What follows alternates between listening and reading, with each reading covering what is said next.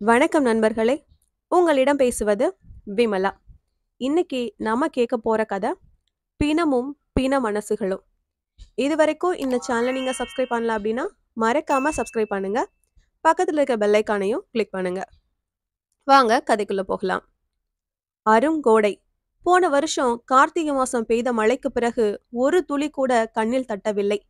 மழை என்கிற வாடையே இல்லை. ஆனி மாசம் தீமழையாக காய்கிற கோடை வெயில். ஆளோடு ஆளாய் களை வெட்டி கொண்டு பவுன் தாய் முன்னேறுகிறாள். பருத்தி செடிகளுக்குள் களை வெட்டு. செடி மேல் வெட்டு விழாமல் செடிகளுக்குள் களை சுரண்டியை போட்டு மண்ணை கொத்தி இழுக்க வேண்டும். புல்லும் கோரையும் கீரை கொலையும் வேறெருந்து வெட்டு புழுதிக்குள் விழ வேண்டும். பவுன் தாய்க்கு இடுப்பெல்லாம் காந்தல். குனிந்த தலை நிமிராமல் களை வெட்டு. புஜம் இரண்டிலும் முளைச்சல். கடுகடுவென்று குடைகிற வலி. எலும்பே உருவிக்கொண்ட மாதிரி வேதனையும் அயற்சியும். முகம் கழுத்தடியெல்லாம் வேர்வைக்காடு. பவுன் தாய் நிமிர்ந்து பொழுதை பார்க்கிறாள். மணி 2க்கு மேலிருக்கும். உச்சியிலிருந்து சரிய தொடங்கிவிட்ட பொழுது. கண்ணை கூச வைக்கிற பிரகாச தகிப்பு. எப்படா வேலை விடுவார்கள் என்று மனசு கிடந்து துவளுகிறது. அல்லாடி தவிக்கிறது. ஆளை பாடாய் படுத்துகிறது. என்னடி, விடிய விடிய களை வெட்டவா? பவுன் தாய்தான் பூனைக்கு மணியை கட்டினாள். புஞ்சைக்காரி பொலியோரம் நிறை பிடித்து வெட்டி கொண்டிருந்தாள். வெடுக்கென்று எகிரினாள். 2 மணி பஸ் வரணும்ல? பொழுதுக்கால் மாதிரியா பஸ்ஸு டயப்படி கரெக்டா வர்றதுக்கு? அது வந்தாலும் வந்துச்சு, வராம போனாலும் போச்சு. அதை கணக்கு பண்ண முடியுமா? மற்ற கூலிக்காரிகளும் அதானே அதானே என்று பவுன் தாயை ஆமோதித்தனர். எல்லோர் குரல்களிலும் வேர்வை பிசுக்கு. காய்ந்த உதட்டு பிசினில் வழிந்த வேர்வையின் உப்பு கரிப்பு, உடல் களைப்பு. வேலை முடிந்து வீடு கிளம்ப மணி 3 ஆகிவிட்டது. பொழுது முகம் நிறம் மாறிவிட்டது. வெள்ளி பிரகாசிப்பில் தங்க நிற ரேகை. வெயிலில் மிதக்கிற காணல் அலைவரிகள். நடையை எட்டி போட்டாள். ஆனி மாச காற்று. முகத்து வேர்வையில் அனலாய் வந்து அப்புகிற கோடை காற்று. முகமெல்லாம் உலர்ந்த வேர்வையின் உப்பு வரிகள். கழுத்தடியிலும் வெள்ளை கோடுகள். குடங்கையில் ஏந்திய முள் விறகும் வலது கையில் தூக்குச்சட்டியும் சுரண்டியுமாக தக் தக்கென்று நடக்கிற பவுன் தாய். இவளுக்குள் வீடு. குப்பையும் கூலமுமாய் கிடக்கும். கோழி குஞ்சுகள் மலம் கழித்திருக்கும். பெருக்கணும், சட்டிப்பான கழுவணும், கடகண்ணிக்கு போகணும், தண்ணீர் எடுக்கணும், உலை மூட்டணும். பள்ளிக்கூடம் போயிருக்கிற பயல் வருவதற்குள் காப்பி போடணும், சோறாக்கணும், குழம்பு வைக்கணும்.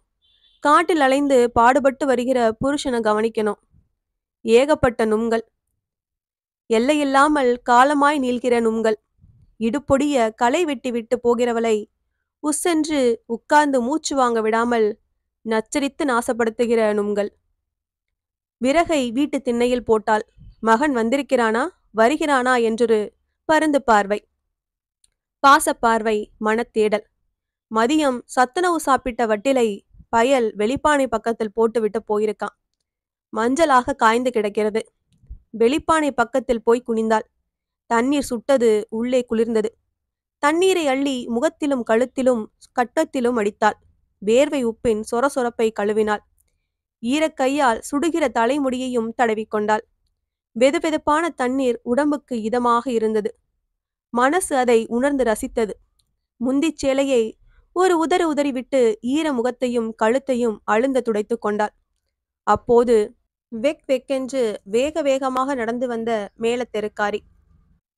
நடையில் ஒரு பரபரப்பு, வேகம், தொற்ற வைக்கிற பதற்றம். முந்திச் சேலையை ஒழுங்காக போட்டுக்கொண்ட பவுன் தாய் அவளை கவனித்தாள். பார்வைகளின் உரசலில் நின்ற மேலத்தெருக்காரி. என்ன பவுனு, நீ வரலியா? எங்க? என்ன இப்படி கேட்டுட்ட? அப்ப உனக்கு தாக்கலே தெரியாதா? என்ன தாக்கலு? எல்லாரும் 3:30 வண்டிக்கு ராசபாளையம் போறாக. என்னத்துக்கு? நம்ம பூவம்மாவோட சித்தி செத்து போயிட்டாலாம். நாள்பட்ட சீவன். கட்டில்லையே கிடந்து மாச கணக்குல சீரழிஞ்ச கட்டை. இன்னைக்கு தான் உசுறு போச்சான். ஐயோ பாதரவே, அந்த சின்னம்மையா போயிட்டாக? தாயில்லா பிள்ளையா தவிச்சு நின்ன பூவம்மாவ வளர்த்து ஆளாக்கி தாய்க்கு தாயா இருந்து நகை நட்டு போட்டு கட்டியும் கொடுத்தாளே, அந்த சின்னம்மையா போயிட்டாக? ஆமா, நீ வாரியா? வந்துதேனே ஆகணும். காட்டுல உசுர கொடுத்துட்டு இப்பதான் வந்து வீட்டுல காலை வச்சிருக்கேன். தீ மாதிரி ஒரு தாக்கல சொல்லுதே நீ. எதை தள்ளுனாலும் எலவ தள்ள முடியுமா? எலவ தள்ளிட்டா எல்லாமே தள்ளி போயிரும்ல. வரத்தானே செய்யணும். பவுன் தாயின் கனிந்து குலைந்த குரலும் நெகிழ்ந்து கரைந்த மனசின் தழுதழுப்பும் மேல தெருக்காரியை என்னவோ செய்துவிட்டது. பட்டும் படாமல் துக்கமில்லாமல் உலர்ந்த மனசோடு சற்றே எரிச்சல் தொனிக்கத்தான் பேசியதாக உணர்ந்தாள்.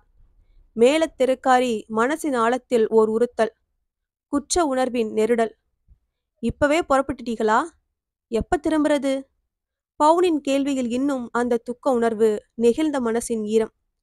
ராத்திரி 9:30 வண்டிக்கு திரும்பறணும். திரும்பிட முடியுமா? எப்படியும் திரும்பித்தானே ஆகணும். இங்கேயும் பாடு சொல்லி பார்க்கணும்ல. ஆமாமா. போய் பூவம்மா முகத்தை பார்த்துட்டு 4 வார்த்தை ஆறுதலா சொல்லிட்டு சட்டு புட்டுன்னு கிளம்புனாத்தான் திரும்ப முடியும். சரி, நான் சீலையை மாத்திக்கிட்டு ஓடியாரேன். பாவம் அந்த சின்னம்ம. புண்ணியம் செஞ்ச நல்ல மனுஷி. நல்ல வாழ்க்கையையும் அனுபவிக்கல, நல்ல சாவும் கிடைக்கல. என்ன இருக்கு மனுஷ இருப்புல? வீட்டை திறந்தாள். வீடு வீடாக இல்லை. போட்டது போட்டபடி எல்லாம் ஒரே அலங்கோலம். மகன் வருவானே, அவனுக்கு காப்பி வேண்டுமே. அந்த ஆளுக்கு காப்பி இல்லைனா தலை வெடிச்சிருமே. இதையெல்லாம் நினைத்து மருகினால் காரியமாகாது. நல்லது புள்ளத்துக்கு நாமும் போய் நிற்காமல் ஒதுங்கிவிட்டால் நாளைக்கு நம் வீட்டுக்கு யார் வருவார்கள்? 4 மனுஷ மக்க சகவாசம் இல்லாமல் மண்ணில் வாழ்ந்துதான் என்ன ஆகப் போகிறது? உடுத்தியிருந்த சேலையை உருவி மூளையில் இருந்தாள். போன வருஷம் பங்குனி பொங்கலுக்கு எடுத்த சேலையை உடுத்து கொண்டாள். அதோடு சேர்ந்த ஜாக்கெட்டையும் மாற்றிக்கொண்டாள். எல்லாம் நிமிஷத்தில். பக்கத்து வீட்டு கிழவியிடம் மகனும் புருஷனும் வந்தால் என்ன சொல்ல வேண்டும் என்பதை சொல்லிவிட்டு ஒரு தவிப்போடு இறங்கினாள் பவுன்தாய். தெருவில் ஓட்டமாய் நடந்தாள். பஸ் வந்த சத்தம் கேட்ட மாதிரியோர் பிரமை. நடையை எட்டி போட்டாள். புழுதியை கிளப்பி விட்டு கொண்டு வந்து வட்டமடித்து திரும்பிய வெள்ளை பஸ். இறங்கிய ஆட்கள், ஏறுகிற பெண்கள் கிராமத்து பெண்கள். அடிக்கடி பஸ் ஏறுகிற பழக்கமில்லாத பவுன்தாய் போன்ற பட்டிக்காட்டு பெண்கள்.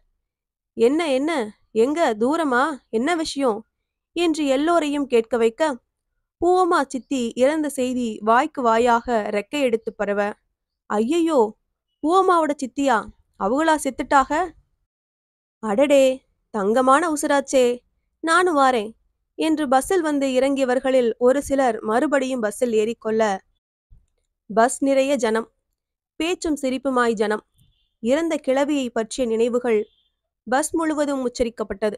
பஸ் புறப்பட்டது. பவுன்தாய் டிக்கெட் எடுத்துக்கொண்டாள். முன் வாசலோரம் இவளுக்கு கிடைத்த சீட். பஸ்ஸின் தகரங்கள் பூராவும் ஜனங்களை மிஞ்சி பேசியது. மொத்த பஸ்ஸே தனித்தனி துண்டங்களாக பிரிந்து ஆடி குலுங்குவதைப் போல அப்படியோர் நாராச சத்தம். பேரிச்சம் பழத்துக்காரர் கூட வாங்க மறுத்து விடுவார். அம்புட்டு ஓட்டை உடைசல்.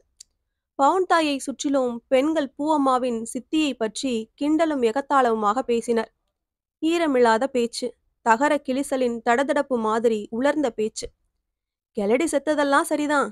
பாடு சொல்லி இல்லாத நாளா பார்த்து மண்டைய போட்டிருக்கணும். நாரி கிடந்த கிளடி நேரங்காலம் தெரியாம மண்டைய போட, பாடு சோழிகளை கட்டிக்கிட்டு மாரடிக்கிற நம்ம பொழப்புதான் நாரி போகுது. பொசுக்குன்னு எலவுனா புறப்பட முடியுதா? காலை சுத்தி பின்னுகிற சோழிக 100.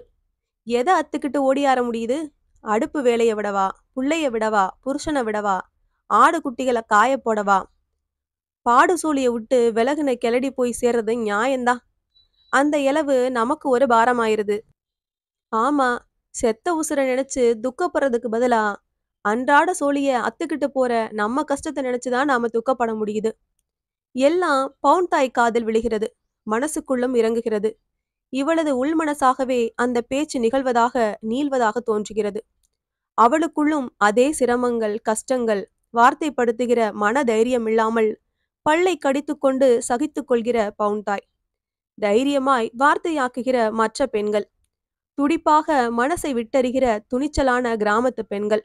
பாசாங்கு பண்ண தெரியாத, படுதா போடாத மனசின் உள்முகங்களாக வார்த்தைகள். இன்னும் பேச்சு நீள்கிறது. பூமிக்கு பாரமாய் கிடக்கக்கூடாது. பிறப்பின் கடமை முடிந்த பின்பும் பிறருக்கு சுமையான முதுமையில் கிடந்து சீரழியக்கூடாது என்றெல்லாம் நீள்கிற குரல்கள். வந்த சோழி முடிஞ்சு போச்சா? வண்டியை கிளப்பிறணும். காலகாலத்துல போய் சேரலனா மத்தவங்க காலில் போட்ட சங்கிலி ஆயிரும். சீ தோய்னு நார பேச்சா 4 பேச்சு கேட்ட பிறகா சாகணும். ஆலங்குளம் தாண்டி கீழராஜகுல ராமனை நோக்கி நகர்கிற பஸ். அட்டை மில்லை சுற்றி மாயாஜால வித்தை மாதிரி எழுந்திருக்கிற நகரம். புது புது கட்டிடங்கள், வரிசை கடைகள். வெறும் செவக்காட்டு பொட்டலா கிடந்த இடம் அடையாளம் தெரியாம மாறிடுச்சே என்று வியப்பு தாழாமல் முணுமுணுக்கிற பவுன் தாயின் பிரமிப்பு. பஞ்சு மில்கள் செய்த மாயத்தில் மாய்ந்து போகிற பவுன் தாய். சங்கம்பட்டியில் நிற்காமல் சத்திரப்பட்டி நோக்கி பாய்கிற பஸ். அவளுக்குள் பாய்ச்சல் எடுக்கிற நினைவுகள், தாய் மனசின் பாச விரைவு. பைக்கட்டோடு வந்திருப்பான். சாத்தி கிடக்கிற வீடு. அம்மா எங்க போயிட்டா? பக்கத்து வீட்டு கிளவி சொல்லுவா அம்மா போன காரியத்தை. அம்மாவிடம் பேச நினைத்த பேச்சுக்கள், காப்பி கேட்டு செய்ய நினைத்த செல்ல கலகம், எல்லாம் பறிபோன ஏமாற்றம். சே, இந்த அம்மாவே ரொம்ப மோசம். யாரு எங்க செத்தா இவளுக்கு என்ன? இவா போய் எங்க உசுர வாங்கணுமா என்று சீறி குமுறுவான். குமரி குமைந்து எரிச்சல் படுகிற மகனின் சிடுசிடுப்பான முகம் மனசுக்குள் நிற்கிறது.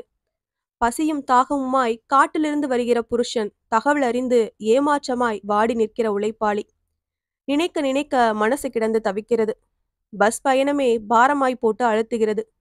இப்படி ஒரு தாக்கல் வந்து சேர்ந்துச்சே என்று ஆயாசப்படுகிற மனசு. இவளின் மன ஆயாசத்தை அதிகப்படுத்துகிற மாதிரியாக சுற்றி நிகழ்கிற பேச்சுக்கள். சாவுகளை பற்றிய பேச்சு, சடங்காகி போகிற கிழவியின் பாரம், வாழ்வை அது நசுக்கி அழுத்துகிற கோரம், பாடுசோலைகளை போட்டுவிட்டு வருகிற சிரமம். பவுன் தாய் உள்ளங்கைகளை பார்த்தாள். சுரண்டி பிடித்த கை. பகல் முழுவதும் கலை சுரண்டியால் இறுகி கிடந்த நிலத்தை பர்பர்ரென்று இழுத்த இழுப்புகள் கை முழுக்க காந்துகிறது. எல்லா எலும்பு மூட்டுகளிலும் கடுகடுவென்று உளைச்சல், குடைச்சல் எடுக்கிற வலி, தேகம் முழுக்க அலுப்பின் ரணாவஸ்தை. பவுன் தாயின் நெஞ்சுக்குள்ளிருந்து பீறிட்டு வந்த பெருமூச்சு.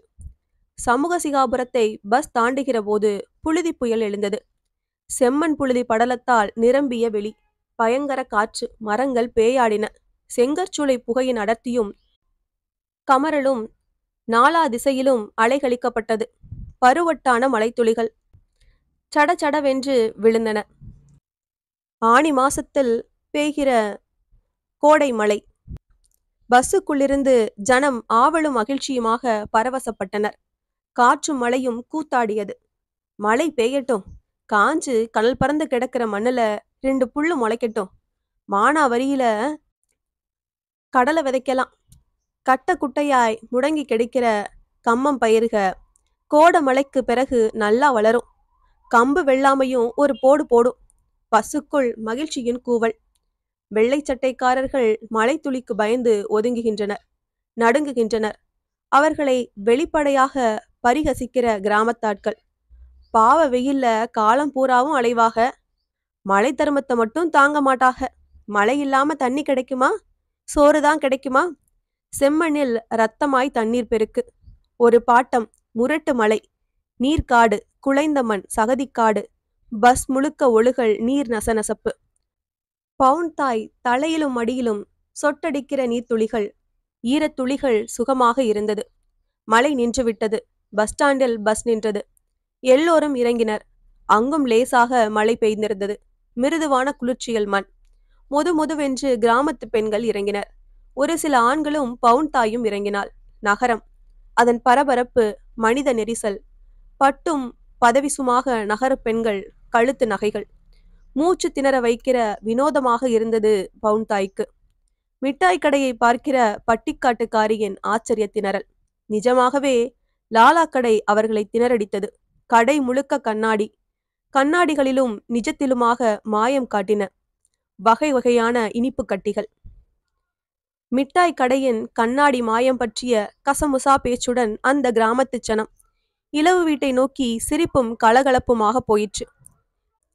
ரயில்வே தண்டவாளத்தை தாண்டி செல்ல வேண்டும். சின்னஞ்சிறு தெரு, அதில் சின்னஞ்சிறிய வீடு. பக்கத்து வீட்டார்கள் எந்திரமயமாக வழக்கமான பணிகளில் இயங்கினர். ஒரு வீட்டில் இலவு என்றால் மொத்த கிராமமே வேலைகளை நிறுத்திவிட்டு இலவு வீட்டில் நிற்கிற கிராமத்து பண்பாட்டில் ஊறி திளைத்த பவுன் தாய்க்கு பாடுசோழிகளை பார்த்து கொண்டிருக்கிற நகர மனிதர்கள் வேற்று கிரக மனிதர்களாக தோன்றினர். உலர்ந்த மனசுகள், வாழ்ந்த உயிரின் சாவை கண்டுகொள்ளாத எந்திர மனசுகள், எந்திர வாழ்க்கை நகரம். அவுகளுக்கு வந்த துன்பம் அவுகளோடனு எல்லாரும் ஒதுங்கி நின்னா என்ன மனுஷ ஜென்மம்? ஈக, இரக்கம் இல்லாம என்ன மனுஷத்தன்மை? காக்கைகளுக்கு இருக்கிற ஈகை கூட மனுஷருக்கு வேண்டாமா? பவுன் தாய்க்குள் வெறுப்பின் சுளிப்பு. கூட வந்த எல்லா பெண்களும் வெளியே நின்று கொள்ள, ஆண்கள் டீக்கடைகளில் தேங்கி நிற்க, பொந்து மாதிரியான வீட்டின் இருட்டுக்குள் ஒன்றிரண்டு பெண்களோடு சேர்ந்து பவுன் தாயும் நுழைந்தாள். மர நாற்காலியில் உட்கார வைக்கப்பட்டிருந்த சின்னம்மை. நாடிக்கட்டு, வாய் சிவப்பு, சுருக்கம் நிறைந்த நெற்றியில் ஒற்றை ரூபாய். பெட்டி தானியத்தில் சொருகப்பட்ட பத்தியின் வாசம். குத்துவிளக்கின் சுடர்கள். பூவம்மா தலைவிரி கோலமாக உட்கார்ந்திருக்கிறாள். தள்ளி அவனது அண்ணன், மதினி, ஒன்றிரண்டு உறவுக்காரர்கள். பூவம்மா பக்கத்தில் போய் உட்கார்ந்த பவுன்தாய். மலடி என்பதால் வாலா வெட்டியான சின்னம்மா. செத்துப்போன அக்காவின் பிள்ளைகளை எடுத்து தாய்க்கு தாயாக இருந்து வளர்த்து ஆளாக்கியவள். முழு வாழ்க்கையை அர்த்தப்படுத்தி வாழ்ந்து செத்திருப்பவள். வாழ்க்கையை வாழாமலேயே செத்திருப்பதாக எண்ண வைத்திருப்பவள். பூவம்மா மூக்கை சீறிவிட்டு மறுபடியும் குரல் எடுத்து ஒப்பாரி வைத்தாள். அழுது அழுது தொண்டை கட்டி கம்மி போன குரல்.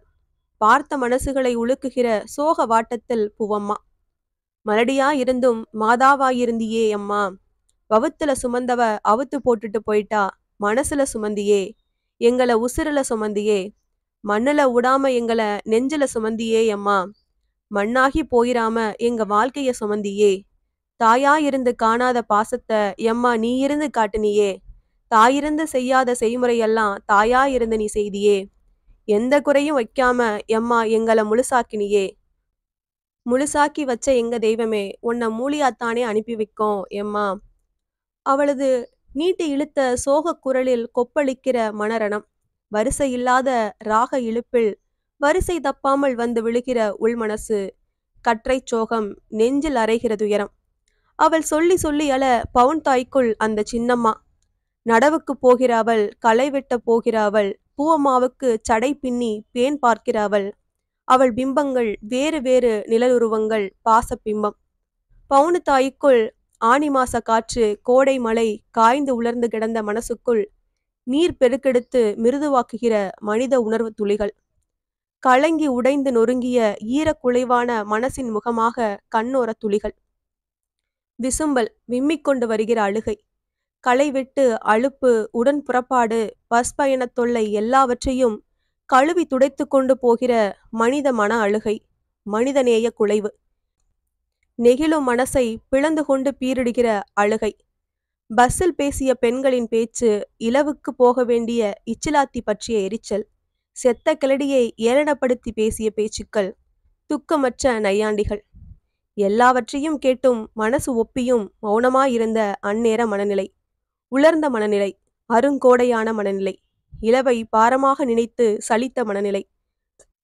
அந்த கணத்தின் உணர்வுகளின் உணர்வுக்காக வெட்கப்பட்டு தன்னைத்தானே திட்டுக் கொள்கிற பவுன் தாயின் இக்கணத்து பார்வை தன் போக்கில் இயங்கும் நகர மனிதர்களை வெறித்தது. இந்த கதை உங்களுக்கு பிடிச்சிருந்துன்னா லைக் பண்ணுங்க, ஷேர் பண்ணுங்க, சேனலை மறக்காம சப்ஸ்கிரைப் பண்ணுங்க. அடுத்த கதையில சந்திக்கலாம்.